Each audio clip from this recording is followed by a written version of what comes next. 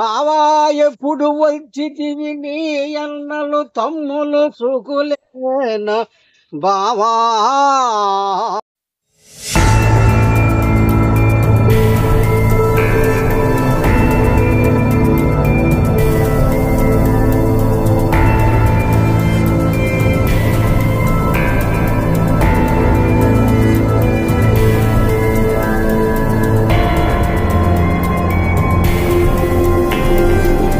నమస్తే గైస్, మీరు కోకో తోట గురించి పూర్తి వివరణ అయితే తెలుసుకోవాలనుకుంటున్నారా? ఇది ఎలా కాయలు కాస్తున్నాయి, ఎలా కోస్తున్నారు, ఎలాగా మొత్తం కూడా ఏం చేస్తున్నారు అన్న విధానం మొత్తం పూర్తిగా తెలియాలి అనుకుంటున్నారా?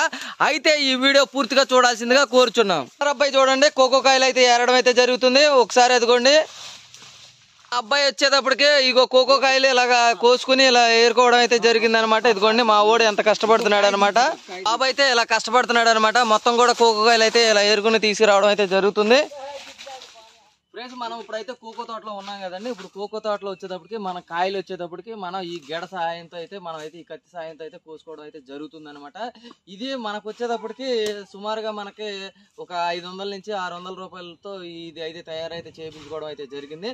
ఈ దీనికి వచ్చేటప్పటికి మనం తోట లెంత్ని బట్టి మనకైతే ఇది సైజుని పెంచుకోవడం అయితే జరుగుతుంది అనమాట. ఎందుకంటే ఎన్ని అడుగులు చెట్లు అయితే ఉన్నాయో దానికి రెట్టింపు అయితే తీసుకోవడం అయితే జరుగుతుంది. ఈ సాయంతో అయితే మనం అయితే కత్తి సాయంతో అయితే ఇలా కోసుకోవడం అయితే జరుగుతుంది.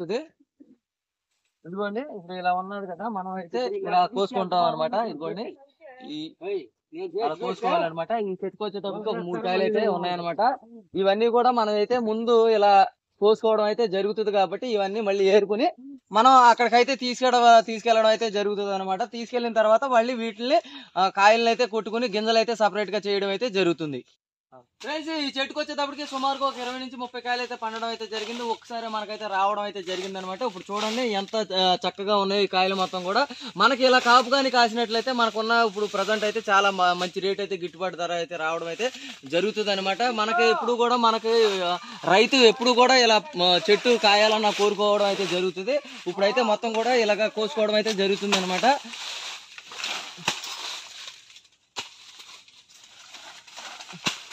మొత్తం కూడా కోసుకుంటున్నాం అనమాట.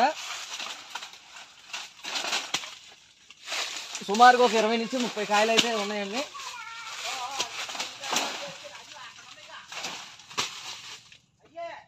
వేసుకో నాన్న, కాయలు ఒకటి వేసుకో, వేసుకోవాలి, దాంట్లో వేసుకోవాలి స్పీడ్గా. కష్టపడ అది జై రైతన్న, అద్ది శబాష్ నాన్న, ఎత్తువికి బాబు హీరో. చాలా ఎత్తుకుని వెళ్ళిపో అమ్మా, వెళ్ళిపోసేసి మళ్ళీ రా. శబాష్, అది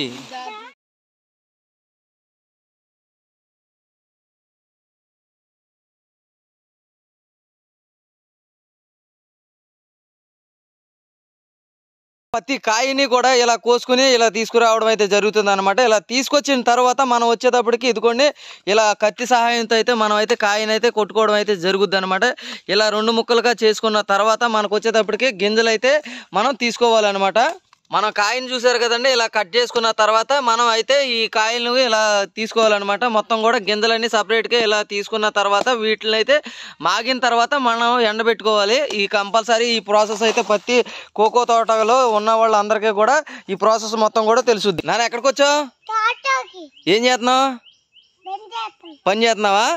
కోకో కాయలు కోస్తున్నావా? తీసుకొస్తున్నావా? సరే వెళ్ళు, గుడ్ బాయ్. జై రైతన్నాను. ఓకే.